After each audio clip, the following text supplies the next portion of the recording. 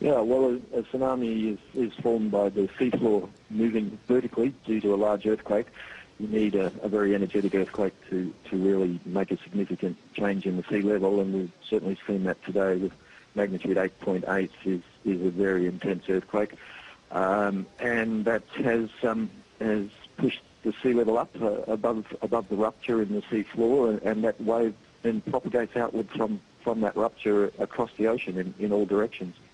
When you're seeing the pictures that we're seeing on the screen now, the force of the water, can you just give us an indication of just how strong that force of water coming in on land is? Nothing can stand up to it. No, that's exactly right. We've had observations already measured on the Japanese east coast of waves of 7.3 metres above normal sea level. There may well be higher spots where there aren't gauges, but that is an enormous wave, and what people have to bear in mind is that a tsunami wave is quite different from a normal wind wave, which goes up and down in a matter of seconds. The tsunami wave has a wavelength that can be hundreds of metres, so it's an enormous volume of water. It rises 7 metres and may stay up as water pours in at that height for 10 to 15 minutes before it goes down again. So it's an enormous volume of water, and that's why the force is so great. We've seen a number of devastating earthquakes over the past few weeks. Only a couple of weeks ago, the terrible earthquake in Christchurch, now this in Tokyo. Why are we seeing so much seismic activity now? I don't know that anybody could answer that. Unfortunately, we don't know how to forecast when earthquakes are going to happen. This is all around the Ring of Fire, which has existed around the Pacific for a very long time.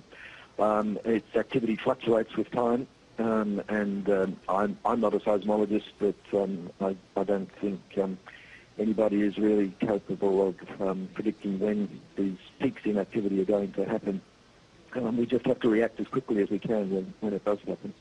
Well, Chris, you are from the Australian Tsunami Warning Centre. I'm just wondering just how much warning it is possible to give. What sort of timings do you have to tell people, you know what, a tsunami is on its way? Is it seconds? Is it minutes? What?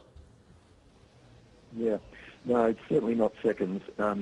It's a sad fact that it does take some minutes for the earthquake signal to travel through the Earth's crust to reach the seismographs and for that information about the magnitude of an earthquake to be assessed. And that's usually around 5 to 10 minutes is what's needed to do that accurately.